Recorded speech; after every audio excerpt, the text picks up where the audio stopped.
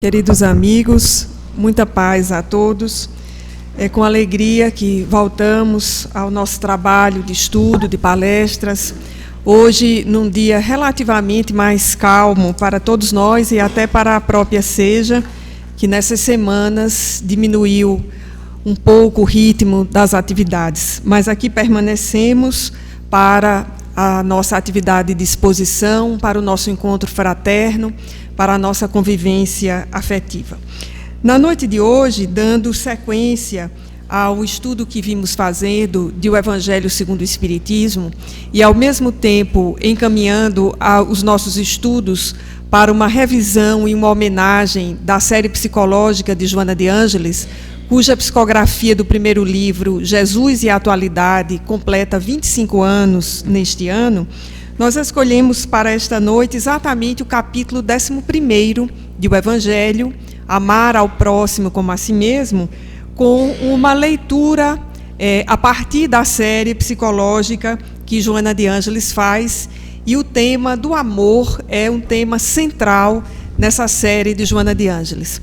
Além de estar diluído e comentado nos vários livros que compõem a série, de modo específico na obra Amor, Imbatível Amor, Joana de Ângeles examina esse sentimento fundamental à nossa evolução como espíritos e à nossa definição enquanto humanidade. Mas começando pelo Evangelho segundo o Espiritismo, nós observamos que quando Kardec organiza esse Evangelho, aliás, esse capítulo do Evangelho, ele o faz como segue a ordem geral dos vários capítulos, iniciando por sentenças de Jesus. E na recolha que o codificador fez para a organização do capítulo 11º, nós vamos encontrar basicamente 3 citações de Jesus. Uma que se repete em vários locais do Novo Testamento, que é aquela que diz respeito a não fazermos aos outros aquilo que não gostaríamos que nos fosse feito. A outra sentença é uma sentença que também aparece em várias circunstâncias, com interlocutores diferentes, que perguntaram a Jesus qual era o primeiro dentre os mandamentos. E a resposta de Jesus é amar a Deus sobre todas as coisas e ao próximo como a si mesmo.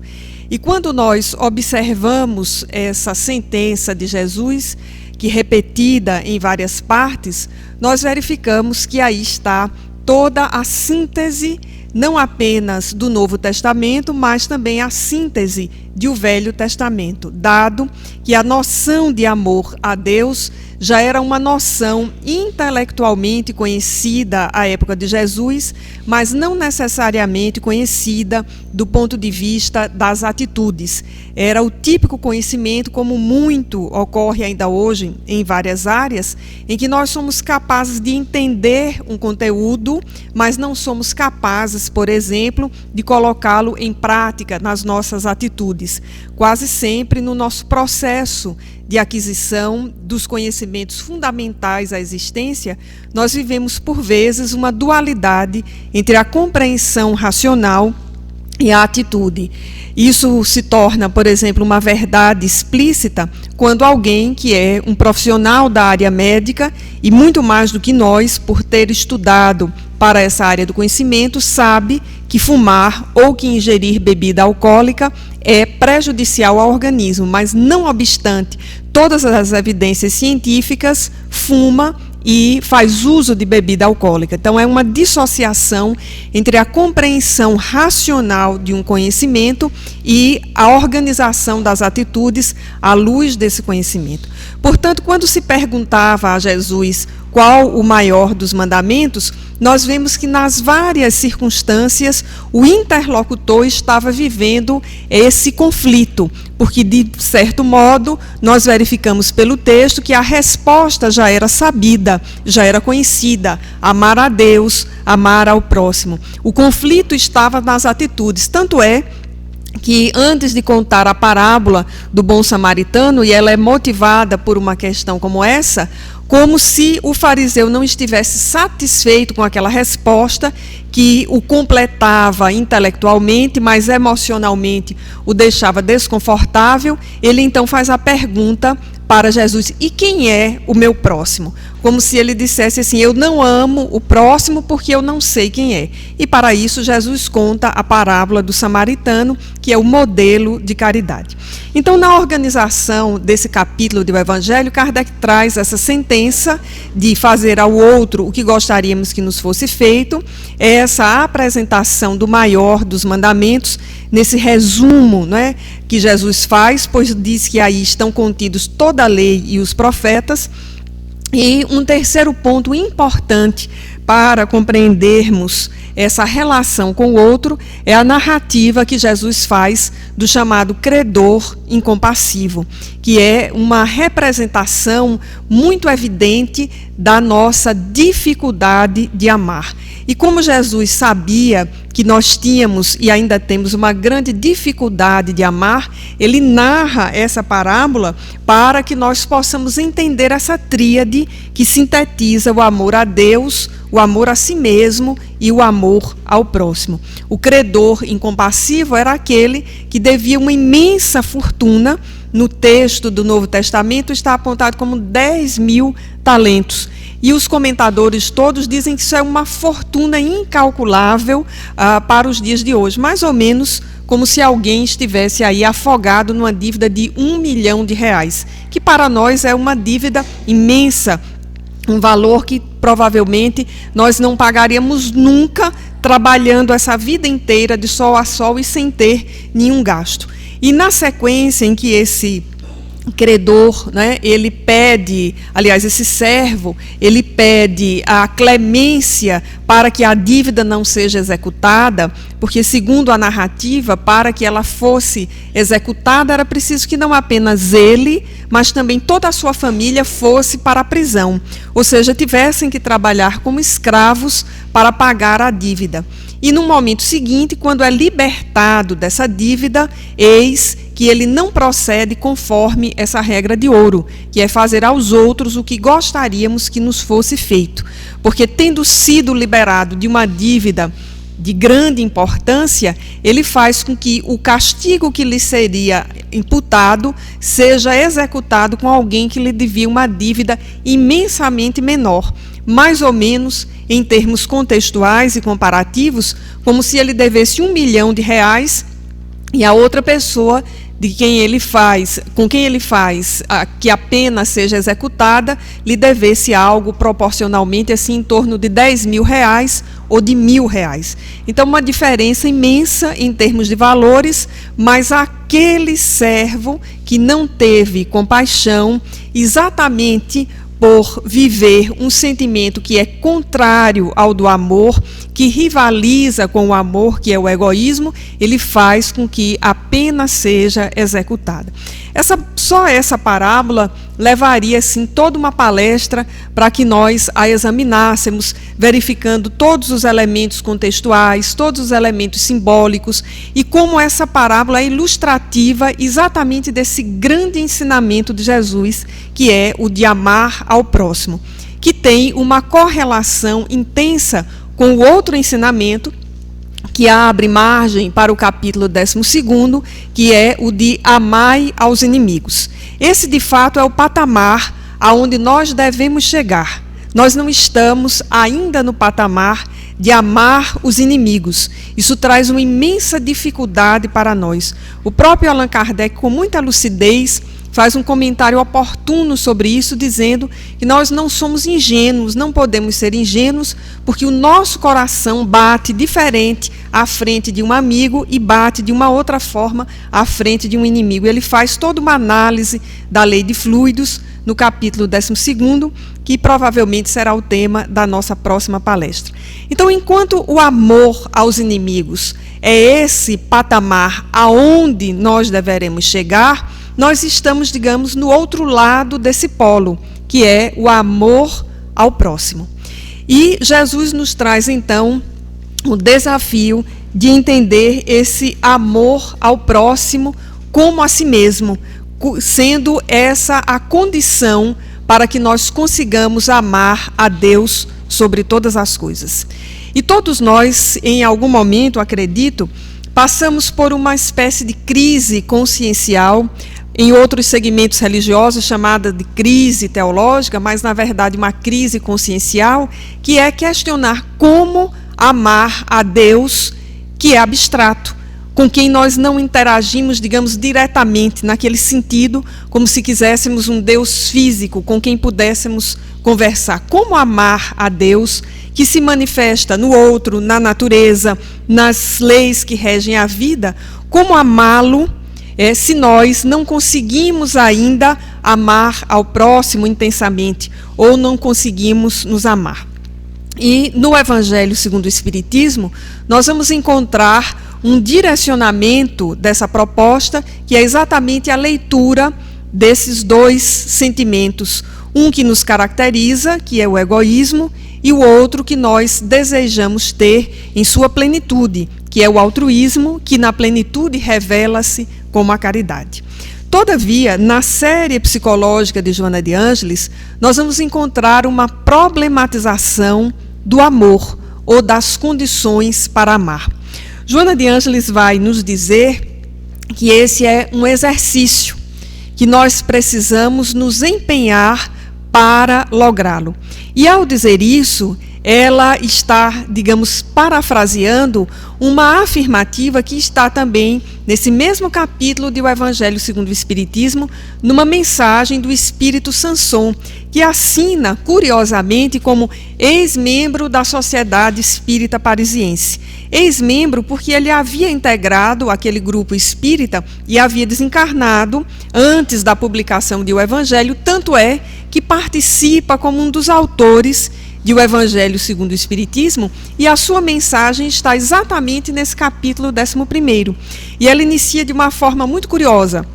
E esse espírito diz: os espíritos superiores, por meu intermédio, vos dizem que a prática do amor ainda vos é muito difícil.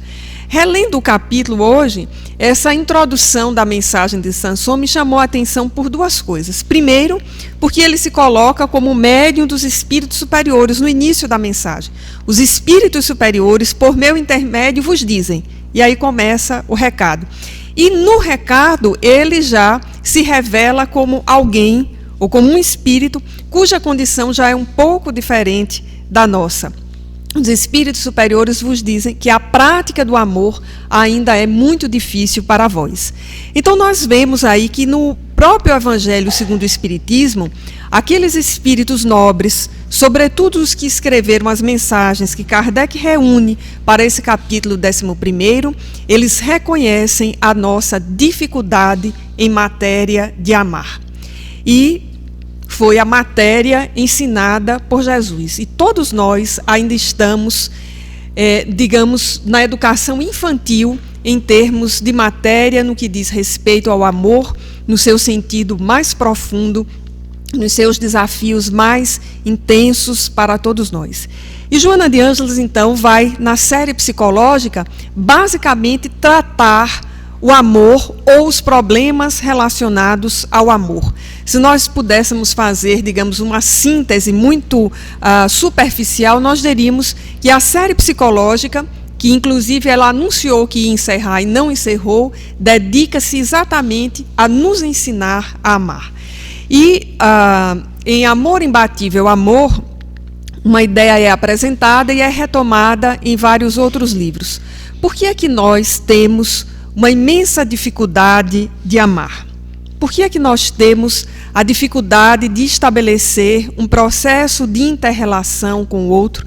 E quando esse processo sofre algum abalo, nós não conseguimos, na verdade, continuar e guardamos o ressentimento, guardamos a mágoa, que geram, por fim, os grandes problemas obsessivos, geram os grandes problemas da humanidade.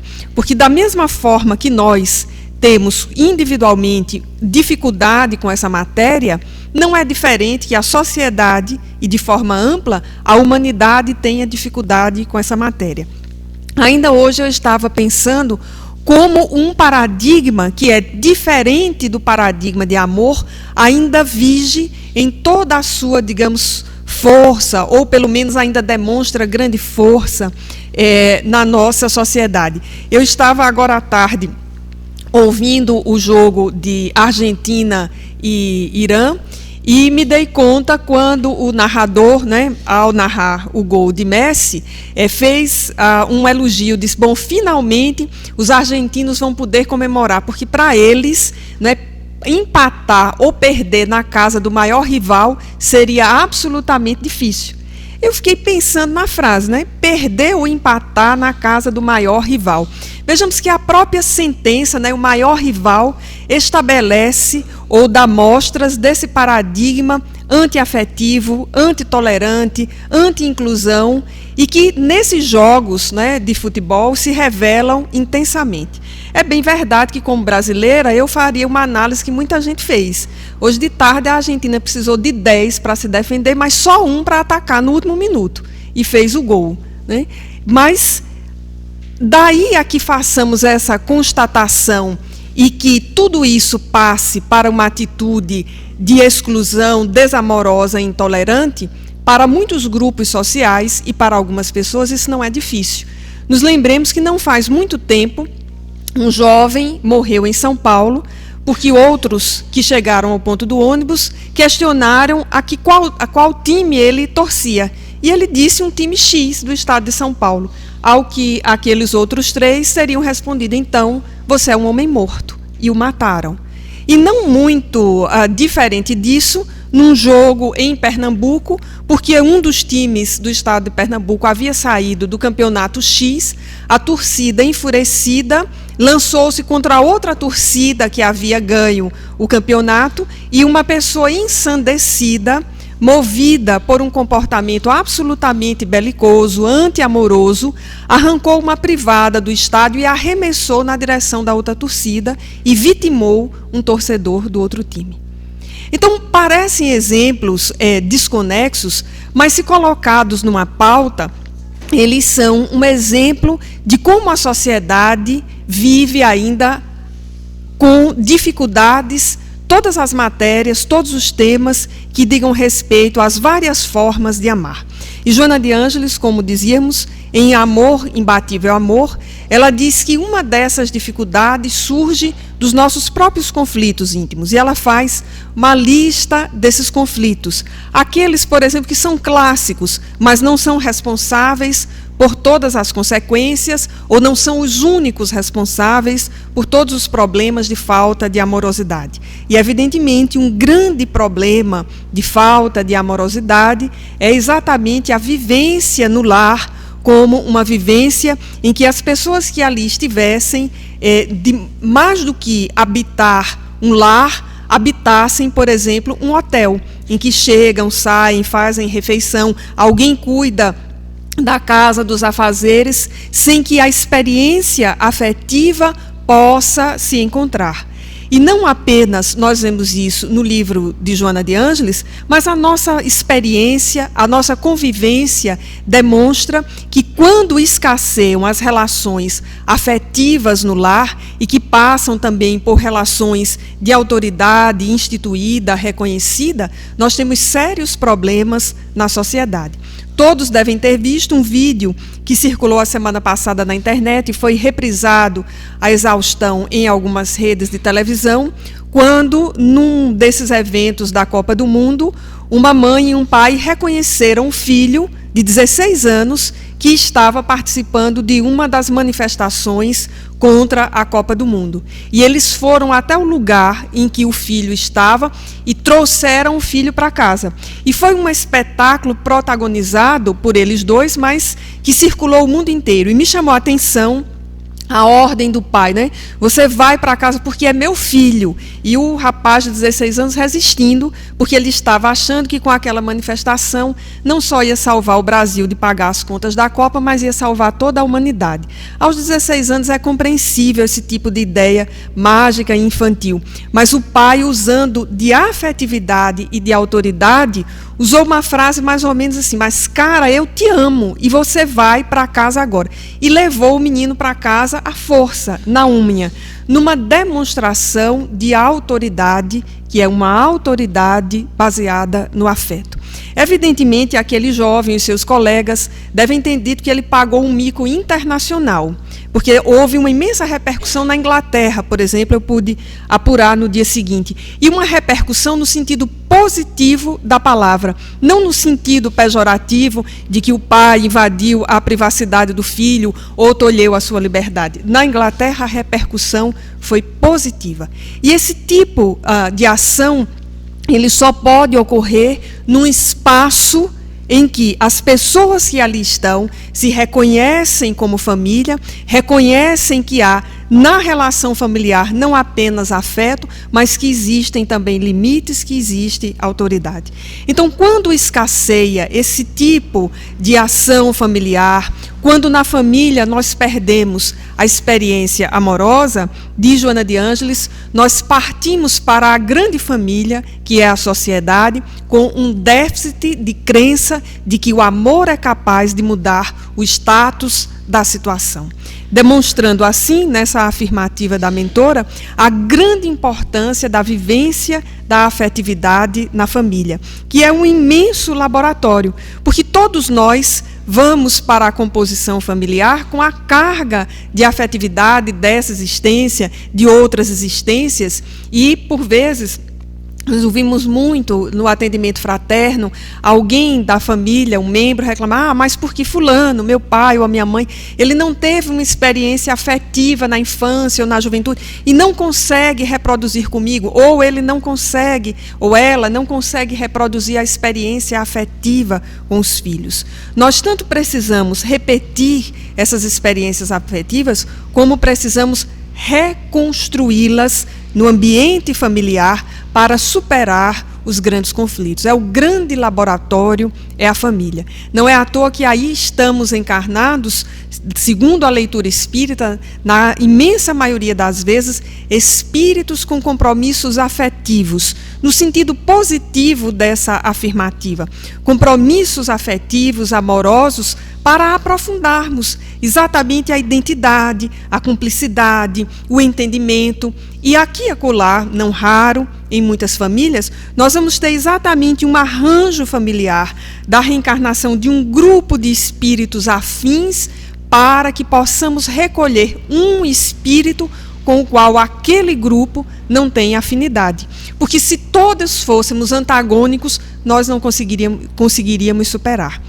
A misericórdia divina, como sempre, extremamente perfeita, faz com que um só se reencarne num grupo em que há a predominância da afetividade, porque, do contrário, nas famílias, e isso também é observável, e a literatura também relata, quando existem muitos que ainda não se entendem, não estabeleceram relações afetivas, não estão, como se diria no título dessa palestra, no compasso do amor, há uma imensa dificuldade de superação. E por isso, tantas famílias com experiências difíceis de agressividades, mortes de pais, mortes dos filhos, infanticídios, matricídios, porque são espíritos ainda com uma carga que precisa ser trabalhada no campo das relações afetivas. Diz Joana também que nós temos uma dificuldade de amar por pressões sociais. E, de alguma forma, esses exemplos que nós apresentamos e que essa linguagem do futebol tão à tona nesses dias mostra muito bem essas pressões sociais. Talvez outras pressões tenham sido diluídas, por exemplo, em relação ao tempo. Mas quando Shakespeare escreveu Romeu e Julieta para narrar de um ponto de vista romântico, o amor eterno, mas de um ponto de vista social, narrar na peça a impossibilidade do amor, ele estava falando de uma pressão social. Quando aquelas duas famílias, por não se tolerarem, impediam que aqueles jovens ficassem juntos. E eles, muito bem narrados por Shakespeare, muito inocentes, cometem suicídio mútuo porque não conseguiam superar aquela pressão social. Na verdade, a grande peça de Shakespeare é uma crítica a essas pressões sociais, todas elas infundadas, que impedem que o amor possa vicejar em todos os campos. E quando, por exemplo, nós estamos na atualidade, enfrentando uma série de pressões, por exemplo, internacionais, quando nós vemos esses grandes fluxos migratórios da atualidade, refugiados de guerra. É uma coisa que me impressiona fortemente quando eu vejo o noticiário internacional, o grande fluxo migratório de refugiados de guerra em pleno século XXI. Nós já estamos quase na metade da segunda década do século XXI e repetimos algo que foi próprio do século XX nas suas duas grandes guerras. Os refugiados de guerra que precisam migrar porque não são aceitos nos seus lugares de origem, não são aceitos em outros lugares. E outro dia eu me deparei com uma situação que nós poderíamos fazer como os jovens faz e publicar na internet vergonha alheia, quando eu vi no noticiário aquela história de que o governo do Acre, no Brasil, mandava de ônibus para a cidade de São Paulo os haitianos que chegavam pela fronteira do Brasil no Acre, a fim de que eles fossem atendidos no outro estado. Eu me senti, no primeiro momento em que eu li a notícia, depois em que eu vi, tão envergonhada daquela situação, como para resolver um problema, uma higienização social num dado lugar, exatamente por pressão social, por falta de consideração, de tolerância, pessoas são tratadas como gado e mandadas para um outro lugar que supostamente vai incluí-las, que nós sabemos que essa inclusão não é tão fácil, não vai ocorrer assim.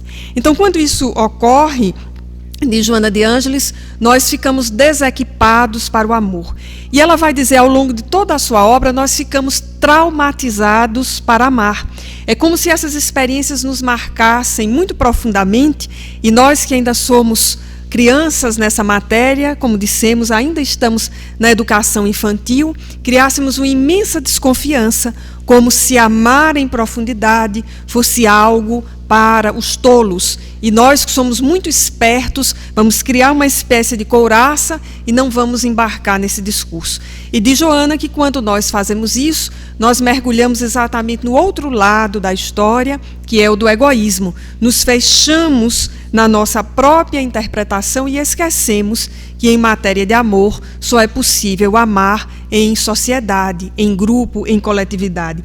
E curiosamente, nessa mensagem de abertura do livro Pão Nosso, de Emmanuel, de número 97, Conserva o Modelo, já encaminhando para o raciocínio final, Emmanuel diz: cultiva as flores do jardim particular de tuas afeições mais queridas, porque sem o canteiro de experimentação é muito difícil atender à lavoura nobre e intensiva, mas não fuja sistematicamente à floresta humana, com receio dos vermes e dos monstros que a povoam, porquanto é imprescindível que te prepares a avançar mais tarde dentro dela. Então, Emmanuel aqui, em toda a sua condição notável de escrever de forma fácil e poética sobre coisas difíceis, nos dá uma receita que se encontra perfeitamente com a leitura de Joana de Ângeles. Nós precisamos nos desafiar a sair do egoísmo e começar a exercitar uma estratégia de amor. A essa altura da história da humanidade e da nossa evolução, nós já entendemos com muita clareza que nós, por exemplo, precisamos amar os filhos. E nós já entendemos que nós não só precisamos amá-los, por exemplo, e cuidar deles, ou dos pais, ou da esposa, ou do esposo, como é altamente benéfico para nós amá-los. Nós já estamos num estágio da humanidade, em termos de entendimento dessa matéria, que nós saímos desse primeiro nível, que é o de que precisamos cuidar para que sobreviva e para que essa humanidade vá adiante, e nós já adentramos um segundo nível desse processo, que é o nível em que nós reconhecemos que amá-los é não apenas importante, mas amá-los nos faz um extremo bem. E, evidentemente, nesse nível evolutivo, quando nós aprendemos a amar a família, a prole, ao clã, e vemos que isso nos faz bem, claro que nós passamos ainda pela fase da retribuição do amor, Isso é, inclusive, fundamental para nós, porque se nós, nesse nível, já não esperássemos mais a retribuição, ou não esperássemos a retribuição, nós estaríamos algo deslocado disso que Emmanuel nos diz. Nós precisamos cultivar, no jardim particular, as nossas afeições mais queridas, porque nós não iremos amar a humanidade, que é um estágio mais avançado, mais profundo, é essa floresta que Emmanuel apresenta, sem que nós comecemos por esse lugar menor, por esse jardim das nossas afeições. E nesse nível, as trocas, a gratidão, ela é extremamente importante, inclusive para nos fortalecer, porque quem chega no outro nível, que é o de amar a humanidade, já é alguém que já não espera a retribuição, porque já ama graciosamente, já ama por amar, já tem uma compreensão diferenciada da relação amorosa, já não espera mais esse fortalecimento, esse reforço, porque no nosso nível evolutivo, o retorno afetivo, ele é importante para fixar a lição. É mais ou menos uma aprendizagem por repetição. Amamos, recebemos retribuição. Então, nós nos sentimos motivados a amar novamente, a recomeçar. E aí, ao longo do processo evolutivo, nós vamos nos sentindo mais fortalecidos e vamos caminhando para esse nível, amar a humanidade. Por isso a pergunta de Jesus, né, quem é minha mãe, quem são meus irmãos, é respondida por muito pouca gente. Por muito pouca gente, ao longo desse processo em que estamos em contato com a mensagem de Jesus. Porque para responder que a mãe e o pai são a humanidade, né, que os filhos são os filhos de todos os que estão aí, que o que acontece com os outros também nos afeta, nós precisamos começar por esse nível básico, importante, decisivo e desafiador da nossa existência, que é o de amar aqueles que estão próximos, para chegarmos naquele patamar de amar a Deus sobre todas as coisas. E nós vamos experimentando esse amar a Deus sobre todas as coisas. Inclusive, no último domingo, no seminário que fez lá na UF, Joselma tocava num determinado momento sobre esse trecho. E ela disse que alguém, numa dada ocasião, chegou para ela e disse: Dona Joselma, como amar a Deus sobre todas as coisas? E ela disse que na hora assim, deu um branco e olhou para a pessoa e disse: faça o seguinte, comece a amar a Deus amando e orando por quem fez esse tamborete em que você está sentado. Eu fiquei pensando nessa relação, não é, singular.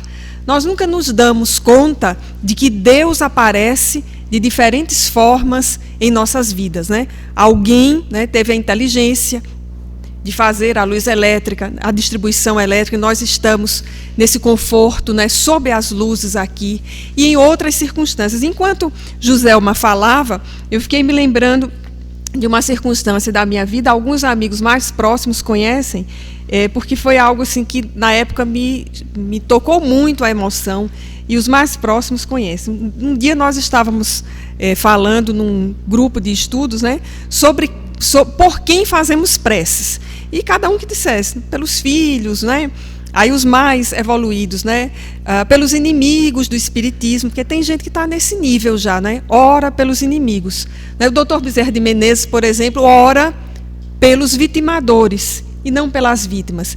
E eu era muito infantil nesse tempo, e eu dei uma resposta bem infantil. E aí domingo eu vi que minha resposta tinha sido infantil no passado, mas ela tem uma razão de ser. E quando me perguntaram naquele grupo de estudo assim, por quem você ora desinteressadamente?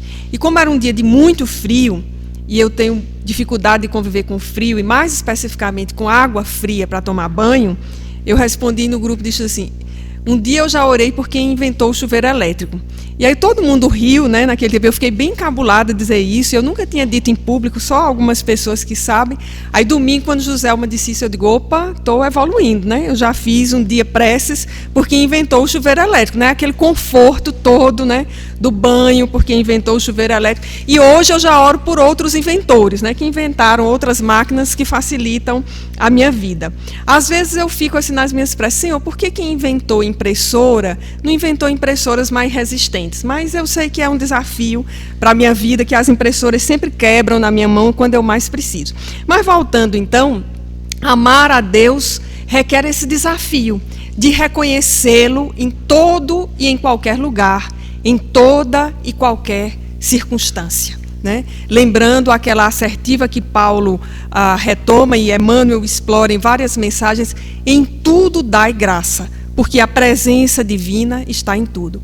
Mas Joana de Ângeles, estudando essa matéria, vai nos informar de que nós não chegaremos nesse nível, por exemplo, recomendado por Paulo, em tudo dai graça, se nós não superarmos o conflito de origem, que é exatamente o conflito de nos amarmos. Porque quando nós não nos amamos como espíritos, nós não conseguimos amar ao outro, muito menos amar a Deus, que está diluído em todas as experiências que nós vivemos. Então a mensagem de Jesus é extremamente sábia e, analisando de uma perspectiva pedagógica, ela é absolutamente concreta, porque nós precisamos amar ao próximo como a nós mesmos. Então, essas experiências que a gente vê na pedagogia, por exemplo, de ensinar a partir do concreto, Jesus é o mestre incomparável de uma pedagogia do concreto, sempre nos dando exemplos que estão ao nosso alcance e que nós somos capazes de entender. Então, nós não chegaremos lá no último nível, a Deus, sem passar pelo 2. E o nível 2, que é o de amar ao próximo, exige o nível 1, de nós nos amarmos. E no mundo em que nós estamos, que é um mundo materialista, um mundo de consumo, um mundo das celebridades, nós temos inúmeros motivos para não nos amarmos. E, curiosamente, Cláudia exemplificou isso na palestra de quarta-feira. Porque esse mundo materialista em que nós estamos, se nós não atingirmos tal posição no ranking, nós não estamos bem. Se nós não formos tão magros, ou tão altos, né, ou tão bonitos, ou com o nariz assim, ou com o carro Y, ou com o lugar X, nós não estamos bem. Então, o mundo em que nós estamos, ele conspira de forma intensa para o que hoje se chama da doença da baixa autoestima. Porque a autoestima é uma característica constitutiva da nossa condição de espíritos, da nossa condição de humanidade. Mas nós vivemos uma crise e uma doença generalizada da baixa autoestima. É o que não passa no vestibular, é o que não passa no concurso X, é o que não ganha Y, é o que dentro da empresa não atinge a meta A, B, C ou Z.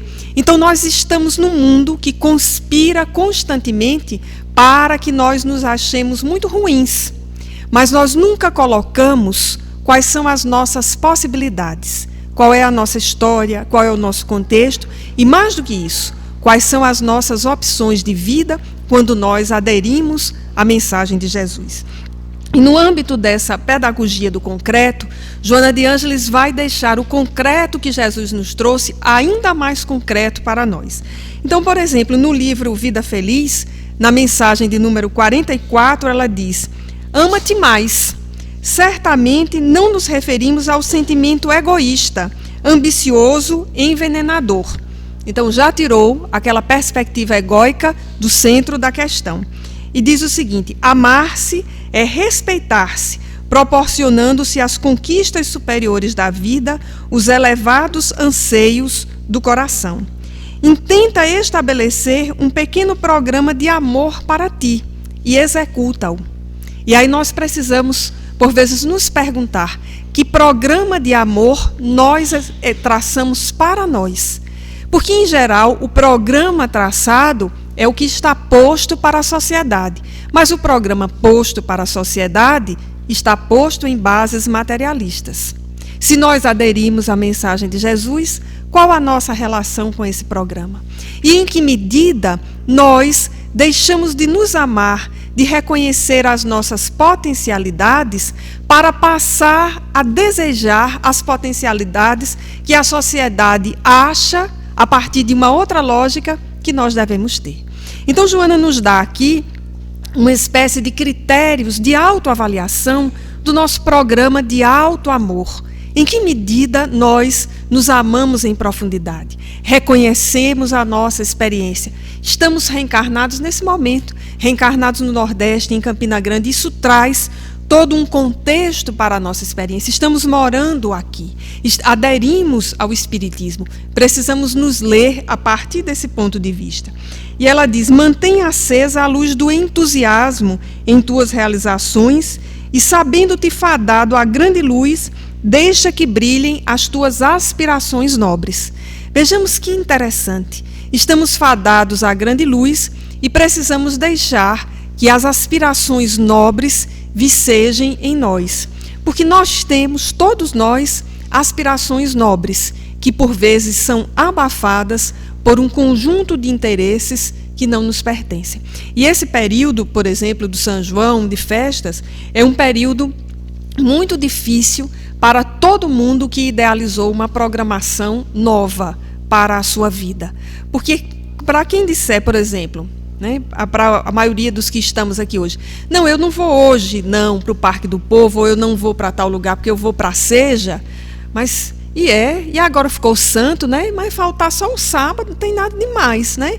E no Parque do Povo, dar uma voltinha, não tem nada demais.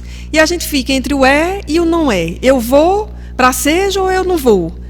E as aspirações, e o que de fato eu quero? Quais são as minhas aspirações? Então, há também em Vida Feliz uma outra mensagem que diz assim: sempre que alguém se resolve por aspirações nobres, defrontará-se-á com alguém que lhe inspire o contrário. Então vejamos como nesse mundo em que nós estamos há ainda esse grande embate entre um paradigma baseado nas aspirações nobres e aí profundamente enraizado num amor como um sentimento amplo, de tolerância, de compreensão, de olhar diferenciado para o outro, e todas essas outras aspirações que ainda demonstram ter alguma força. E por fim, diz Joana, escolhe a melhor parte, e a melhor parte está entre aspas, lembrando aquele episódio de Marta e de Maria, as duas irmãs de Lázaro, que tiveram a oportunidade de receber Jesus em casa. E mesmo tendo tido a oportunidade de receber Jesus em casa, uma delas, Marta, ocupou-se com as questões materiais, preocupou-se com o jantar, em botar à mesa, preocupou-se com as questões materiais. E a outra escolheu, como disse Jesus ao final, quando questionado, escolheu a melhor parte, porque não perdeu tempo em, tendo a oportunidade de estar com Jesus, o mais importante era a convivência, era poder ouvir o Mestre, era poder colocar-se à sua frente. E claro que na vida há momentos em que nós precisamos ser Marta, cuidar, não é, dos afazeres domésticos da vida. Mas Marta e Maria simbolizam exatamente uma outra mensagem que está no Evangelho segundo o Espiritismo, o homem no mundo, ou seja, o espírito reencarnado na Terra. Nós tanto precisamos dar conta do objetivo do material, como precisamos urgentemente cuidar da parte espiritual. E cuidar da parte espiritual significa exatamente isso: escolher a melhor parte em tudo e superar aquelas que são nefastas, que prejudicam e envilecem. Então, Joana de Ângeles nos dá aqui uma receita em que nós podemos aplicar à nossa vida, verificando exatamente o que temos escolhido para nós. E, por vezes, nós argumentamos, né, na nossa dificuldade de sair desse primarismo, nós que ainda precisamos do retorno, do afeto, o quão difícil é o recomeço. Todos nós que sofremos os golpes da vida, em questões afetivas, em todos os níveis, em todas as relações, em todos os afetos. E o bom de viver a vida e de chegar à maturidade é ter passado por essas experiências. Elas são decisivas ao nosso processo evolutivo. Quem passou pela Terra e não sofreu nesse campo, ou estava como um alienado mental, ou optou pela anestesia da consciência. E aí, na segunda opção, é uma opção absolutamente egoística. Então, quando nós investimos, né, tentando manter a nossa vida ao compasso do amor, e encetamos as experiências, e restabelecemos os compromissos, e procuramos fazer as melhores escolhas, mas não conseguimos, de fato, superá-las no todo, nós vamos nos deparar, por exemplo, com uma sugestão de Joana de Ângeles, que está neste seu último livro, Compromissos de Amor, numa mensagem intitulada O Amor e a Eternidade, que eu tive a oportunidade de ler semana passada e que essa semana eu reli. E as várias pessoas com quem eu comentei esse livro, a sensação é a mesma. É a de que quando estamos lendo esse livro, nós estamos, de alguma forma, sentindo a vibração que precedeu a sua confecção. Fazia anos que eu não li um livro espírita a partir do qual eu pudesse mergulhar na vibração da confecção do livro, que é algo, por exemplo, muito patente na leitura do Evangelho segundo o Espiritismo. Quando nós lemos, é como se tempo e espaço desaparecessem e nós conseguíssemos sentir a emoção da montagem, da confecção do livro. Na obra, por exemplo, Libertação, de André Luiz, eu já perguntei isso a várias pessoas e de várias delas eu recebi a mesma resposta. É como se tempo e espaço desaparecessem e nós conseguíssemos sentir o amor do espírito, da mãe de Gúbio por ele, quando, no final do livro, ela, apresentando-se ao filho, diz que há 400 anos tentava se aproximar dele. Então, é uma energia que acompanha essas histórias mais profundas, esses livros fundantes da literatura espírita.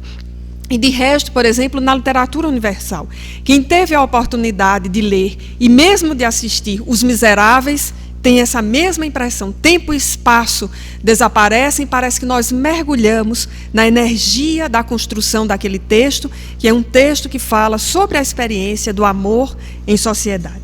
Então, Joana de Ângeles escreveu o capítulo O Amor e a Eternidade, exatamente para falar dessa experiência de recomeçar. E vejamos que coisa incrível ela diz. O texto começa assim: porque só o amor tem caráter de eternidade. Então, se nós refletirmos bem, tudo mais é transitório, inclusive aquilo que seja antagônico ao amor. E na sequência começa o conselho: se alguém vos enganar, permanecei coerentes, porque aquele que engana a outrem, engana-se a si mesmo, enquanto aquele que é coerente com a verdade desfruta a paz. E aí, mais adiante, ela diz: mantendo-vos fiéis ao Cristo, triunfareis sobre as vossas dificuldades. Convidado ao revide, permanecei em paz. E aí, para arrematar, que foi o que me chamou a atenção e me emocionou profundamente, ela diz: nós, os vossos guias espirituais, estamos convosco e permaneceremos até o final da vossa existência física, aguardando-vos no grande lar, em expectativa pelo momento feliz do reencontro abençoado. Deus vos sustente em paz, almas queridas, são os votos da servidora maternal de sempre. Então, quando eu li esse texto, que tem uma única página, né, para falar de coisas profundas, não são necessárias muitas palavras, esse texto tem uma única página, poucos parágrafos, menos do que 10 talvez, e chamou-me a atenção essa sentença: nós, os vossos guias espirituais, estamos convosco e permaneceremos até o final da vossa existência física, aguardando-vos no grande lar em expectativa do momento feliz. Isso significa dizer que as nossas dores, as nossas dificuldades não passam despercebidos aos espíritos superiores, que nos amam, que patrocinam as nossas existências, e que eles sabem das dificuldades que nós temos para encetar um programa de afetividade que seja duradouro, permanente, profundo e que não sofra reveses. Mas Joana de Ângeles, nesse texto, é portadora de uma mensagem extremamente consoladora para nós. Eles nos veem e nos seguem nas nossas dificuldades de amar. E mais do que isso, como eles já amam em profundidade, eles nos estimulam a permanecermos, ainda que as circunstâncias presentes sejam adversas. E só para concluir, nos lembramos agora de um texto de Emmanuel, que está no livro Caminho, Verdade e Vida, intitulado Aflições, em que, numa frase absolutamente extraordinária, Emmanuel diz: não vos era impedido de chorar ante os grandes desafios da vida. Todavia, permanecei fiéis aos grandes propósitos de renovação. Então, essa sentença de Emmanuel junta-se a esse parágrafo de Joana de Ângeles. Nós não estamos impedidos de chorar ou de sofrer a ingratidão ou de sofrer um revés nas várias relações afetivas que nós traçamos, mas nós estamos estimulados a, nessa existência, tendo aderido de forma definitiva à mensagem de Jesus, a permanecermos fiéis, porque, como diz o título do livro de Brian Weiss, só o amor é real, e como diz o título do livro de Joana de Ângeles, o amor é imbatível, somente o amor é imbatível. Então, tudo mais na existência é transitório. E nós precisamos, nos dias de afetividade, de amorosidade, nos equiparmos para os dias de inverno, a fim de que possamos, superar os grandes embates da vida e, ao compasso do amor, possamos, nessa existência, fazer as grandes conquistas afetivas de nossa vida. Muita paz a todos.